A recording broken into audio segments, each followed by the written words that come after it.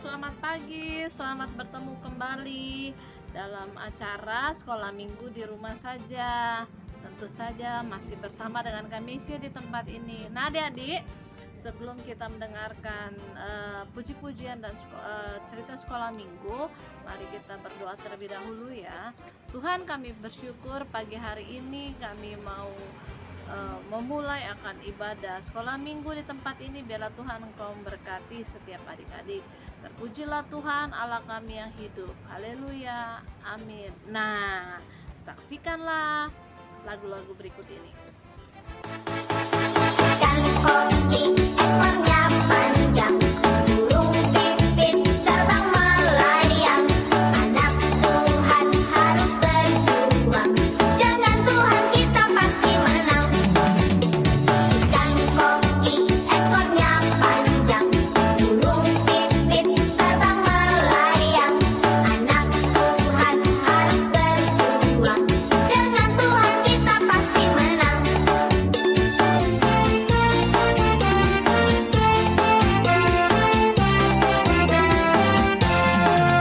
Singkong badannya besar, tapi aneh kakinya pendek. Lebih aneh binatang bebek, lehernya panjang, kakinya pendek. Lebih aneh binatang bebek, lehernya panjang, kakinya pendek. Haleluya, Tuhan Maha Kuasa. Haleluya, Tuhan Maha Kuasa. Singkong badannya besar, tapi aneh kakinya pendek. Lebih aneh binatang bebek, lehernya panjang, kakinya pendek. Lebih aneh binatang bebek, lehernya panjang, kakinya pendek. Haleluya, Tuhan Maha Kuasa. Haleluya, Tuhan Maha Kuasa.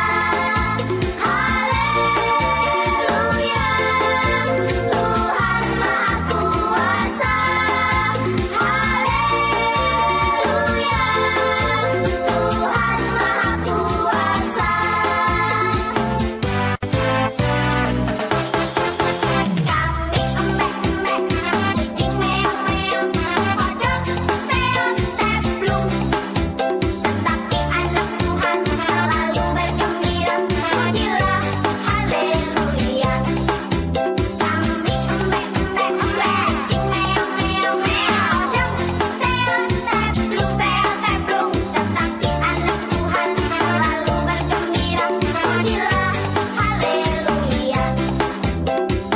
Kambing embek-embek, kucing meong-meong, kodok teot teplung, tetapi anak Tuhan selalu bergembira, pujilah haleluya.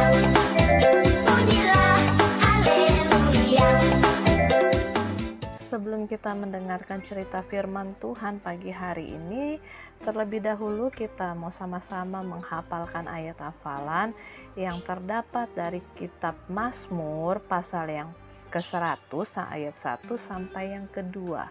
Sekali lagi, Mazmur pasal yang ke-100 ayat 1 sampai yang kedua, yang berbunyi, bersorak-soraklah bagi Tuhan, hai seluruh bumi, beribadalah kepada Tuhan dengan sukacita. Datanglah ke hadapannya dengan sorak-sorai. Sekali lagi ya, bersorak-soraklah bagi Tuhan, hai seluruh bumi, beribadalah kepada Tuhan dengan sukacita. Datanglah ke hadapannya dengan sorak-sorai. Adik-adik bisa hafalkan di rumah ya, minta bantuan mama papanya atau kakaknya bisa menghafal. Ya, baik. Kita akan masuk dalam cerita, namun sebelumnya kita berdoa terlebih dahulu. Tuhan, terima kasih pagi hari ini kami mendengarkan cerita firman Tuhan. Engkau memberkati akan setiap adik-adik yang mendengarkan. Terpujilah Tuhan Allah kami yang hidup. Haleluya. Amin. Adik, pagi hari ini kita akan mendengarkan cerita tentang kemah suci. Kemah suci itu apa ya? Ayo, siapa yang tahu? Nah, kemah suci itu ialah tempat tinggal Allah atau rumah Allah. Ya, rumah Allah. Nah, kalau zaman sekarang itu disebut dengan apa yo? Ayo, siapa yang tahu? Ayo. Iya, betul. Zaman sekarang itu disebut dengan gereja. Nah, zaman umat Israel dahulu, ketika mereka ingin bertemu dengan Tuhan, ketika mereka ingin beribadah, berdoa kepada Tuhan untuk masuk dalam kemah suci ini, mereka harus membersihkan diri mereka. Mereka harus menguduskan diri mereka. Dengan apa ya caranya? Dengan membawa korban penebus kesalahan mereka. Ya, itu pun bukan sembarang korban. Korban yang Tuhan mau betul-betul baik di hadapan Tuhan, bukan di hadapan manusia loh. Ya, kalau saudara kita seberang itu beberapa waktu yang lalu itu mereka memperingatkan Idul Adha, Idul Kurban. Ya, mereka menyembelih kambing. Tapi mereka itu menyembelih korban sapi dan kambing itu menurut pandangan mereka baik, tapi belum tentu di hadapan Tuhan. Nah, itu yang terjadi dalam bangsa Israel saat itu, umat pilihan Allah ini. Ya, mereka mempersembahkan kurban itu harus yang sesuai dengan apa yang baik di hadapan Tuhan. Nah, itu perbedaannya dengan kita sekarang. Kalau kita sekarang ini, kita sudah ditebus oleh korban itu. Ayo, siapa yang tahu korban itu? Iya, Yesus Kristus datang ke dunia untuk apa? Untuk menebus dosa manusia. Dosa siapa aja itu adik-adik? Iya, dosa kami, dosa adik-adik, dosa mama papa, dan kita semua manusia ditebus oleh Yesus Kristus. Oleh sebab itu saat ini kita kalau beribadah memuji Tuhan tidak perlu korban lagi. Karena apa? Karena Yesus sudah mati di atas kayu salib. Itulah korban penghapus kesalahan kita. Dengan kematian Yesus di atas kayu salib ini membuka tirai-tirai yang menjadi pembatas atau penghalang ya, penghalang antara kita dengan Allah. Adik-adik perlu tahu bahwa Allah kita Allah yang suci. Jadi kalau datang kepada Allah atau Bapa, kita harus suci ya, harus hidup kudus. Oleh sebab itu umat Israel membawa seekor hewan yang tambun, yang gemuk ya, tetapi bukan baik di pandangan manusia, tapi yang baik di hadapan pandangan Allah. Dengan darah Yesus yang menetes di atas kayu salib, inilah yang menjadi korban penghapus dosa kami, adik-adik dan semuanya. Oleh sebab itu saat ini kita bisa bebas datang menghampiri Allah yang Maha Suci, Bapa kita, tanpa kita membawa korban penghapus kesalahan kita atau dosa kita. Nah, kita dapat berbicara kepada Tuhan sebagaimana kita berbicara dengan ayah kita.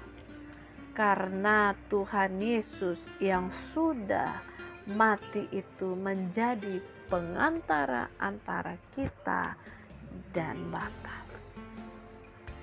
Nah, adik-adik, oleh sebab itu saat ini kalau disuruh beribadah sekolah minggu, ayo sekolah minggu dengan hati yang penuh sukacita, hati yang semangat, hati yang tanpa ngedumel apapun ya, yang selalu memuji Tuhan, Kalau disuruh berdoa, ayo cepat-cepat berdoa. Nah, jadi kita patut bersyukur karena apa? Karena kita hidup dalam kasih karunia di mana Yesus sudah mati untuk menebus dosa kita dan kita bisa beribadah kepada Allah yang Maha Suci itu. Nah, adik-adik, terima kasih pagi hari ini sudah menyaksikan cerita sekolah minggu. Biarlah cerita ini kita semua boleh nikmat. Tetap semangat ikut sekolah minggu walaupun online. Tetap semangat berdoa dan ingat jaga protokol kesehatan. Kalau tidak penting tidak usah keluar rumah. Kalau mau keluar rumah, ingat pakai masker dan cuci tangan, juga menjaga jarak. Nah, adik-adik, selamat hari Minggu. Tuhan Yesus memberkati. Salam. Adik-adik, kali ini kita mau melihat cerita bagaimana seorang anak laki-laki bernama Anton tinggal di asrama.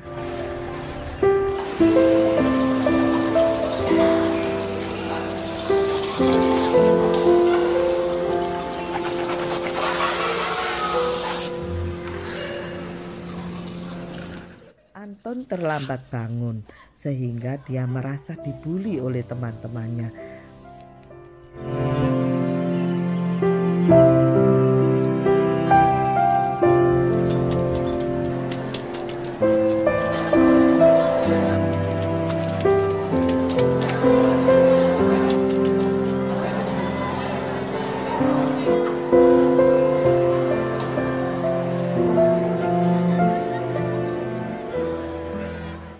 Anton sangat sedih karena dia kehabisan nasi.